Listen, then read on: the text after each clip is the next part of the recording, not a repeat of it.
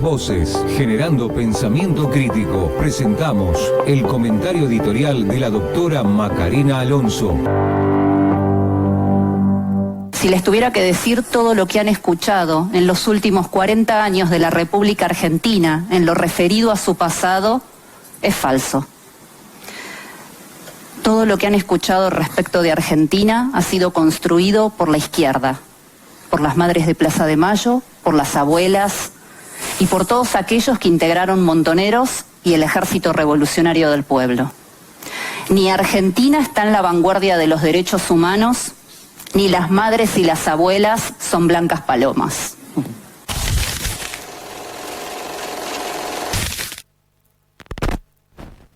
Para aquellos militares, fuerzas de seguridad, civiles y policías que están ilegalmente detenidos por los mal llamados delitos de lesa humanidad, donde se les violan sistemáticamente sus garantías constitucionales. Se los acusa de delitos de lesa humanidad inexistentes en el momento de los hechos, donde se le aplica la ley penal de forma retroactiva, donde se les viola la igualdad ante la ley, donde tienen prisiones preventivas eternas, cuando nuestra ley manda como máximo que pueden estar en prisión preventiva 3 años. Hay militares que están hace más de 20 años en prisión preventiva sin condena. ¿Y por qué digo que urge solucionar este tema? Porque probablemente la Argentina que se viene va a tener que tomar medidas no gratas que traigan aparejadas un incremento de conflictividad social, que tal vez requieran la participación de las fuerzas de seguridad y fuerzas armadas para restablecer el orden. Y esta participación no será posible si no se resuelve el tema de las detenciones ilegales a aquellas personas que lucharon contra el terrorismo y que hoy se encuentran ilegalmente detenidas. Ustedes piensen que en la década del 70 los militares, si cumplieron órdenes de gobiernos constitucionales, terminaron todos presos. ¿Quién les garantiza a las fuerzas de hoy que no terminen de la misma forma?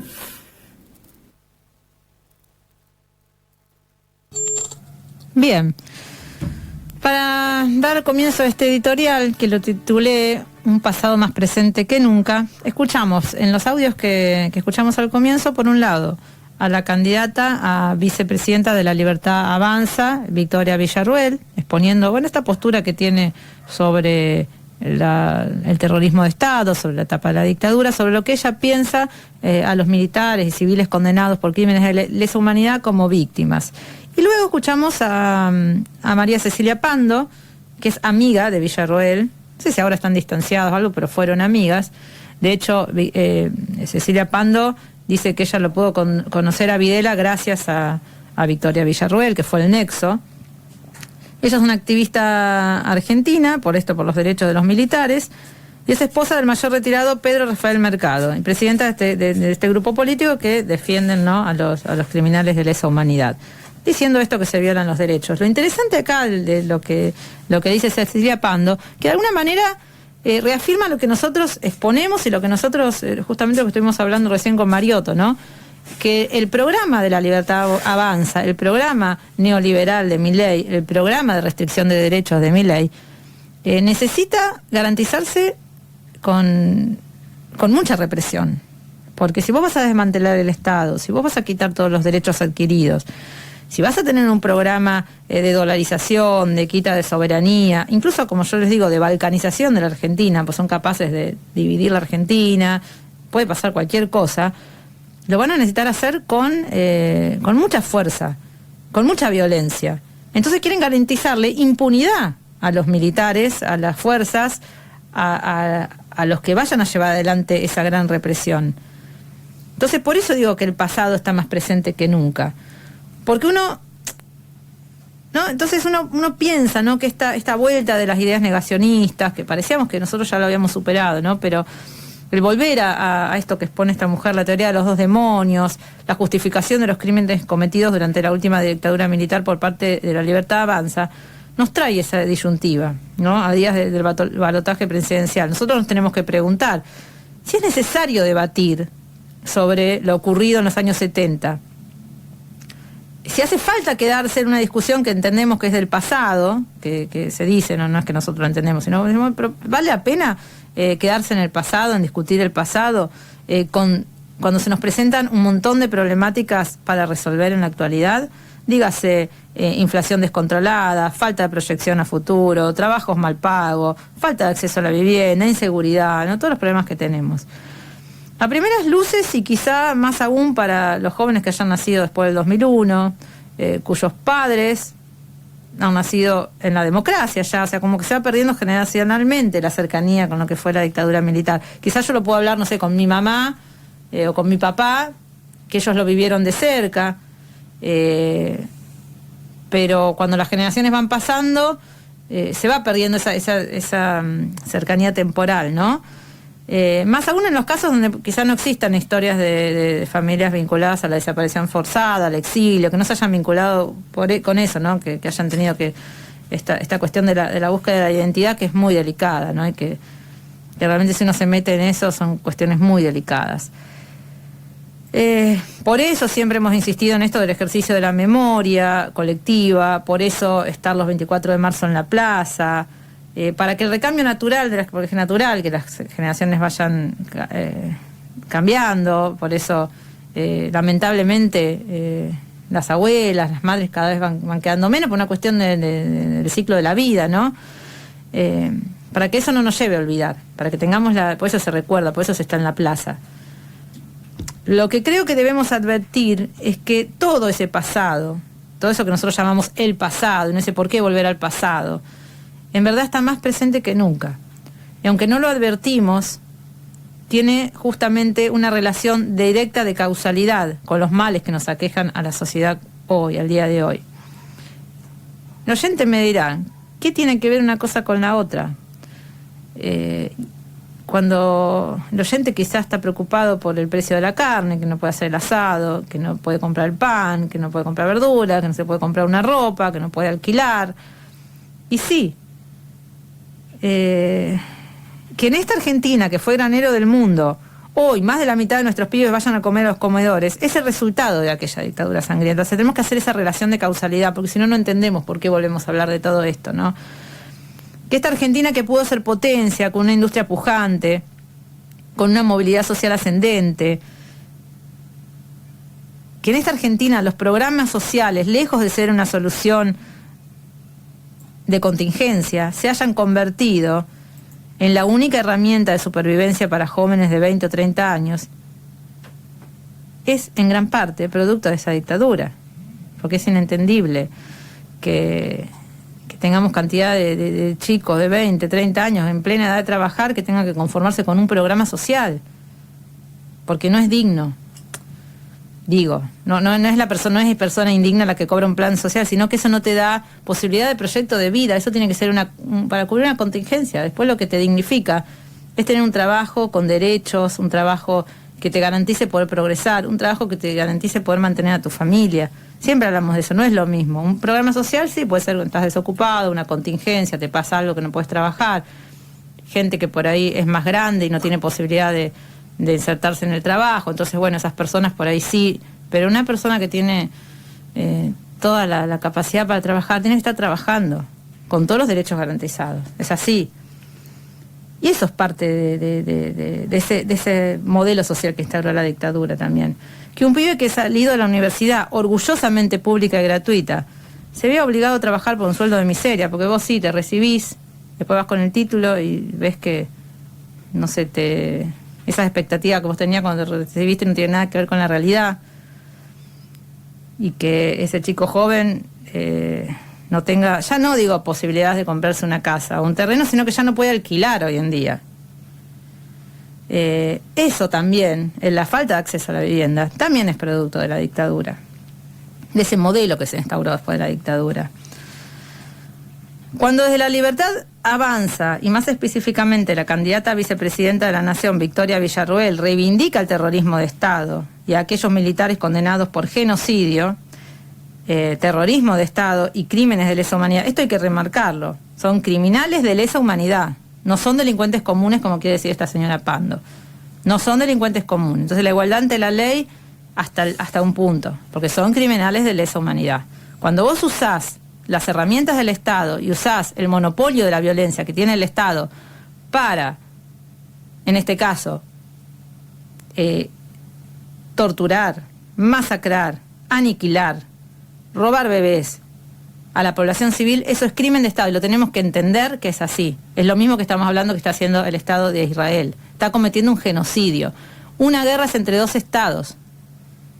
Entre dos estados que cada uno tiene su ejército y por X motivo van a la guerra. Con sus ejércitos y con las normas de la guerra. Conforme las normas de la guerra, porque la guerra tiene normas también. La guerra no es algo anárquico tampoco. Tenemos convenciones sobre la guerra.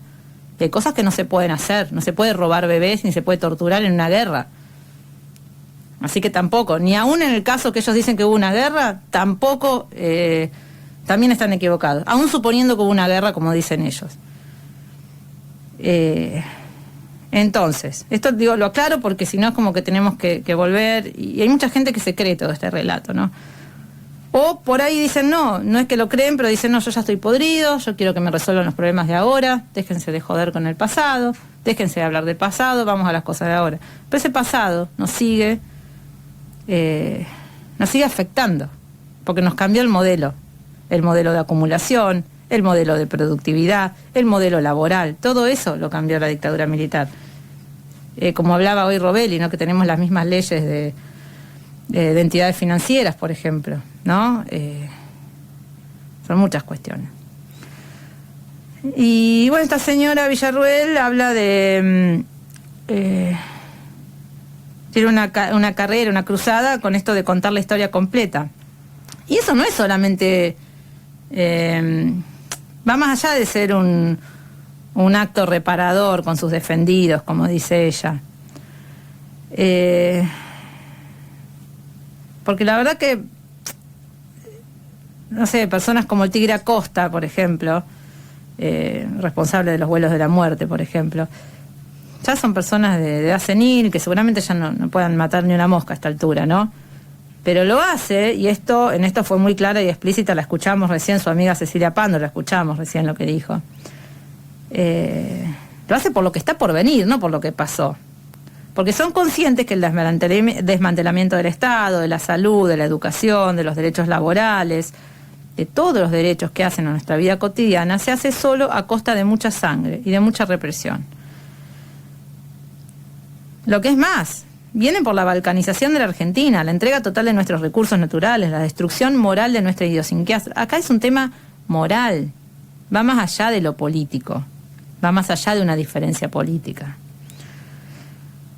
En esto coincido con Guillermo Moreno, con el que vamos a hablar ahora en un ratito, cuando dijo que Milei era un revolucionario, porque no siempre las revoluciones son transformaciones para bien, sino todo lo contrario. Una revolución implica subvertir o dar vuelta a todo, cambiar un paradigma de raíz, cambiarlo todo. Cuando Milei dijo que para él la justicia social era una abominación, porque lo dijo así, la justicia social es una abominación, ahí lo dijo todo, solo que quizá no lo supimos escuchar, no lo llegamos a comprender. Porque hoy sus propios votantes, incluso militantes de La Libertad Avanza, enojados, también con razón, yo no digo que no haya razón para estar enojados, ¿no? Con esta política de discursos rimbombantes, pero poco y nada que ofrecer en lo concreto, nosotros lo dijimos. Ellos mismos niegan que Milei vaya a hacer lo que dice que va a hacer. Como si vender un riñón para pagar una operación o un medicamento no fuera posible en una sociedad donde la justicia social se entendía como algo abominable. O sea, en esa sociedad sería posible vender un riñón. Dicen, no, eso no, lo malinterpretaron. En una sociedad ultraindividualista, en una sociedad sin lazos sociales, en una sociedad donde todo vale todo, donde si no tenés no vales nada, tranquilamente podés vender a tu hijo, podés vender un riñón, si total no hay comunidad. Lo que plantean ellos es una sociedad sin lazos de comunidad. Por eso digo que va más allá de una cuestión política. Es una cuestión moral y de cómo entendemos al ser humano, lo que nos viene a plantear esta gente. ¿Y por qué digo que el pasado está hoy más presente que nunca? Y es que a 40 años de democracia ininterrumpida, que tenemos que celebrar obviamente, pero aún así no logramos salir de ese modelo político, económico y social que nos trajo esa dictadura. Fuimos el experimento del neoliberalismo en América Latina y aún hoy estamos pagando aquellos 12 puntos de Martínez de Oz. La bicicleta financiera, la economía de los chicos de Chicago, la desregulación del Estado, la apertura indiscriminada de las importaciones, la flexibilización laboral, el endeudamiento externo. En 1976 el desempleo y la pobreza no pasaban del 4%. Hoy estamos en un 40% de pobres. En un país que es rico. Para 1983, o sea, después de todo el proceso de la dictadura del 76, el poder adquisitivo del salario se había reducido en un 52%. A esto vinieron. A eso vinieron. Y esto no es solo historia. Este es el escollo del que tenemos que salir, con industria, con trabajo y sobre todo con solidaridad. Aquel concepto que tanto odian y que niegan estos que se dicen libertarios, ¿no? Milei, Villarruel y todos sus proyectos son absolutamente inmorales. Lo que plantean van más allá de diferencias políticas. Como saben, Massa nunca fue un santo de mi devoción. Pero por lo pronto encarna un proyecto de país donde existen ciertas reglas. El periodista peruano Jaime Bailey le preguntaba él mismo en una entrevista, ¿no? ¿Cómo podía ser que en Argentina podíamos votar un ministro de Economía que no había podido resolver la inflación? ¿Y qué pasa? Es que parte de los argentinos, y esperamos que esto se exprese en su mayoría en las urnas, entendemos que enfrente está el horror. Y más allá de las dificultades que tengamos ahora, sabemos que las cosas no se solucionan rompiendo o quemándolo todo. Eso gran parte de la población lo entendemos y ojalá que eso realmente se pueda expresar en las urnas, ¿no? Eso sí, tenemos que ser muy autocríticos y reconocer que el monstruo fue en parte producto de la impericia de nuestros dirigentes políticos y en parte nuestra inercia y desmovilización como pueblo. Pandemia mediante, romantización del quédate en casa, desconsideración con quienes se cagaron de hambre mal y se los trató de delincuentes por pretender a salir a trabajar. Esto lo dijimos un montón de veces. Pero es un tema para otro debate, lo que pasó en la pandemia. Y tiene que ver un poco con el caldo de cultivo para todo este desastre. Hitler nunca hubiera existido sin una república de Weimar. La historia tiene eso de darnos ejemplos y muchas veces se repite. No llego a explicar lo que fue la república de Weimar. Googleenlo, búsquenlo y van a entender que los líderes monstruosos nacen en un determinado contexto. Y van a ver lo parecido que es de la república de Weimar con la Argentina actual. Por eso esta elección es crucial. No sé si Massa va a hacer todo, parte o nada de lo que promete. Que al parecer, como mira, en esto coincido con Mariotto, parece bastante bueno y coherente a comparación de lo que está enfrente. Y si no lo hace, estaremos del día 1 señalando y criticando sin ningún problema, como lo hicimos siempre. Como lo criticamos a Alberto Fernández y a Cristina también. A costa de ser políticamente incorrectos, incómodos y salirnos de los relatos hegemónicos. Yo la pasé muy mal durante la pandemia por decir cosas que por ahí desde mi espacio político no estaban bien consideradas. Y lo dije. Y si por desventura esta gente gana, digo el espacio libertario de Milei, también estaremos resistiendo desde la comunicación popular, como siempre lo hicimos, con los pocos recursos que tenemos, porque es algo que no hay que perder nunca, nunca. Es la necesidad imperiosa de buscar la verdad. Los dejo pensando y en el próximo bloque vamos a estar hablando con alguien a que apreciamos mucho y que realmente